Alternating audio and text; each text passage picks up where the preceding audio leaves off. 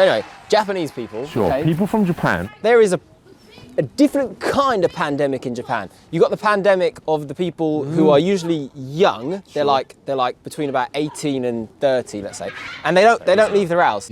Some have been in their rooms for a decade. The longer they've been in their rooms, the less likely it is they'll get back into society. The Japanese call the condition Hikikomori. They can't leave the house. They stay in a bedroom, and they get the. Why can't they leave, George? Why can't they leave? Because manga is so good that they just get so addicted that reality is worse. Right, okay. They're like, this manga comic book is so good, and then first it starts as joy, and then it's like, hang on a sec, I haven't left the house in 2 weeks. Okay. Now I'm a bit nervous. And then it's like, hang on, I haven't left in 6 months, and now I'm a bit nervous.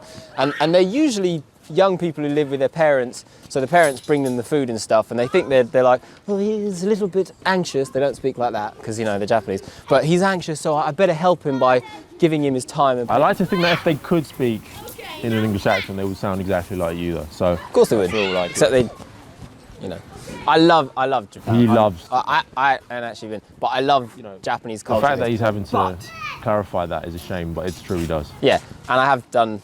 You know, why wouldn't I? I grew up on Nintendo, Sega, anime, cartoons. Quite bumpy. So the thing with Japan, though, is they have the highest suicide rate in the world, and part of it is to do with being isolated and all that there stuff. And this is pre-COVID, right? This is pre-virus. Well, apparently they haven't been hit too hard with COVID. But the thing Probably is, they don't go out and meet each other. I was thinking that's most likely the case.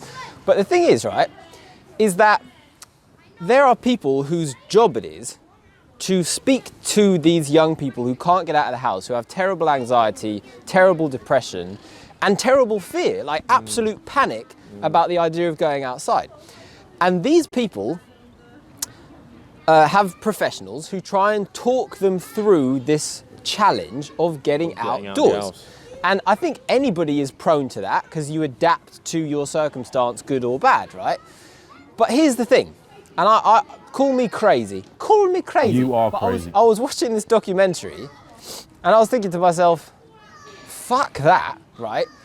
Like, worst case scenario, like, all right, this is an extreme measure, right? Yeah. I don't suggest fucking injecting people with like a tranquilizer. But let's say... Where are we going with Let's say you inject the fucking guy with a tranquilizer because he's fucking spends half his day asleep anyway. Right. Let's say he's 23 years old, he hasn't left the house in 5 years, all right? His parents never should have let him do that, but it's a huge problem over there.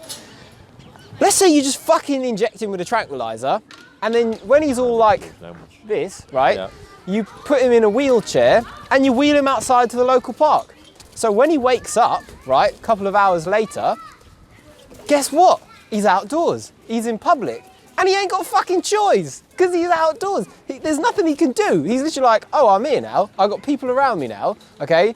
And guess what? I'm out of the house. Instead of trying to have a conversation about why you should go out and what's bothering you, and it's like fucking hell. If they got hit by an earthquake and the house fell down, but he survived, guess what? He'd be outside. So sometimes it's like, don't have a conversation about it. Just like you do with a little child, like I said previous video, kid doesn't want to go outside because he's playing on his iPad. You go, listen, mate, we're going outside and that's that. You go and see your grandma and that's that. Japanese government, George is available, get him over there. He will force your young people to get out of the house, to assimilate, to communicate, and to create meaningful relationships outside of the box. Here's the thing, right? I know it sounds a bit crazy and whatever, and he's being silly, isn't he? But here's the fact, right? I know guys who are, say, and I mean guys as in men, right? So they are lonely, single, depressed, haven't met a female in God knows how long, right? And they can sit there and they can talk about it endlessly, and they can get a therapist who they speak to once or twice a week and talk about why are they single and what happened in their childhood and why are the reasons that they've ended up in this rut. Or they could just have somebody who's actually like, yeah, all right, mate, yeah, fuck that, come on, let's go to the bar.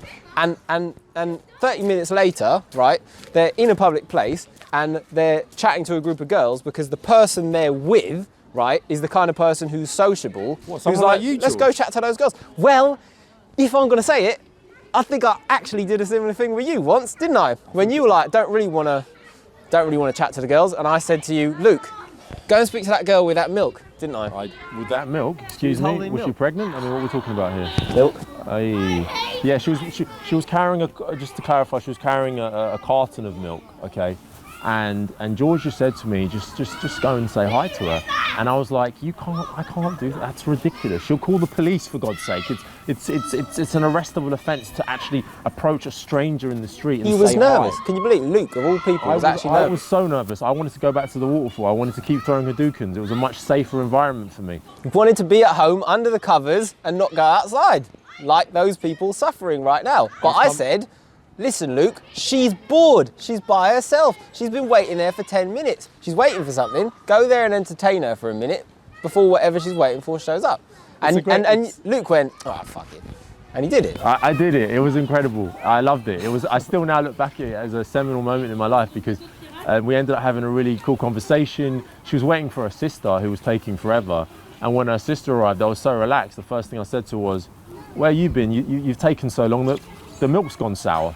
And it was great. And yeah, it was great to converse with her. And you know, it doesn't have to like lead on to flipping marriage, you know. It could just change everything. It could just be a conversation. It could literally just be a conversation, guys. Just a short conversation, and that will just up your vibe. It will just up your confidence, up your level of self-esteem, and you know, that's exactly what I needed right there. I was coming off of a long-term relationship which had ended. I was feeling down in the dumps. I was feeling miserable. I felt like I wasn't worth anything. I felt like I wasn't. And you felt like you were going to have to wait for the universe to throw someone else at you, which might not come along. Which might not come along, and I had to go and create that universal experience through stepping out of my comfort zone, and again, outside the box, and just saying hi. So, what is the moral? Quick Step injection, outside. Put him in a wheelchair, wheel him into the park, and when they wake up, they'll be like, fucking hell, there are people. And you go, yeah, but you'll get used to it. Don't worry, calm down. Let's speak to the people in the park. And then they won't be at home anymore. But you know what? Just stepping out of your house, it doesn't have to be like, you know, just saying hi to the guy in the shop or... No, it is hard for some people, though. Of course it's hard. It was hard for me, George. It's hard for some people. It was hard for me. It still is hard for me on certain times, certain days. It's hard for all of us. Sometimes it's hard for me to speak to you, Luke. Well, you know. It's very difficult. I'm very nervous and very shy. I think I'll turn this way now. No. That's for different reasons, though. We've had a very long relationship, and sometimes, you know... Couples argue, don't they? Couples always argue. You've never given me the attention I deserve. And on that note, George, please come in. Welcome, guys. Please join us. We're We've been waiting for you. Guys, we're talking. We're just getting different perspectives. We've got two perspectives. Two perspectives on life. That one and that one. We love your perspective. We're talking about relationships and about arguments. We're just about to talk about arguments and loneliness, and we wondered... We went to couples counselling. Okay. I went. No, first of all, I sent her on her own. Okay. Because I thought everything was her fault, so she should go. Even though the ethos of couples counselling is too good. And then I went together, and then we just basically argued in the couples counselling. Right. But this was about 30 years ago, so I think we've sort Did the argument help? Was it a good release? Would you? No, we argue anyway, darling. But Okay. it's healthy to argue. Is it healthy? Relationship is going to just be perfect. demonstrate. The perfect relationship is not perfect. Exactly. But do you think by arguing, do you resolve, or do you just get it? Do you just vent and then you feel better, or do you actually? I solved. And then I solved as well. We're going to have an argument now. It's good. No, So it's healthy. It's healthy. You want a Actually, bit the of it. best thing is get old and lose your memory a bit. And then you just don't I care. was thinking that. It's all... Envious. But the thing is, some people are used to arguing. Right. I mean, I came from a big family, we argued, we kind of just, you know. Yeah, it's what families do. Yeah. Brothers argue with sisters, parents argue. And also, if you realise that all relationships are ambivalent, there's got to be a bit of hate as well as love, you know. So. Yeah. Iron sharpens iron as one person sharpens another, as the Bible said. I've got Bible quotes today. You're just friends who Are we in a relationship? Well, it's funny you should ask that. I feel like We're not that lucky. We're not that lucky to have met people we get along with this well. that's right. Well, George, what are we doing this for? What are you doing it in the bloody snow? Nice. I know. That's what I'm asking myself. Why am I doing this, George? Why am I freezing? Because I'm quite good at grabbing people and saying, get out of bed and sit down in the snow and let's go and meet some people in the park. That's what I do. That's the whole point. That's what I was just talking about. Well, we'll see you in a minute when we've got the grandson. See you soon. They're teaching them how to argue. Thank you, guys. Have a nice day. See you again. There you go. That was it. Just proved it, didn't we? We literally just made contact with other humans and no one got hurt. No one lost their mind. There was nothing negative that happened. We actually, positive things happened. We actually responded, we reacted. We got a different perspective on life. We made people smile. We smiled because they made us smile. I think they were smiling behind those two They were masks. definitely smiling. You could see it in the eyes. And it was beautiful. And I suggest you do the same thing. Not in a weird, dodgy way, but just in an open, friendly, authentic and genuine way. So if you're in Japan, no, honestly, I mean, it's a really, really... Only for Japanese people. No one else, just Japanese, okay? But I did watch it and I got angry because I was watching it going, that's not gonna work, right? That is how people are. People get stuck in their environments. And you know, you can take somebody and you could be like, you could teach them something very valuable, but then the next day they go back into their old ways. That's just how it happens. So you can tell them, look, this is why you should go outside and this is why it'll be good for you, but they're not doing it. And sometimes you just literally need somebody to say, listen, go and speak to that girl with the milk. And eventually, when you push them hard enough, you know, it works. And before you know it, they're like, fucking hell, actually, I'm in a park on a bench in the snow. That was literally just round the corner, guys, by the way. I won't drop the actual location, but literally just round the corner is when I stopped this young lady with the milk.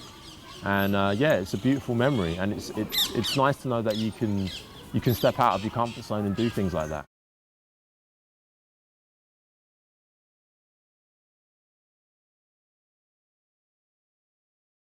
I've been hearing these sounds coming from the basement. They say it's the scariest book of all time. The only book that's alive.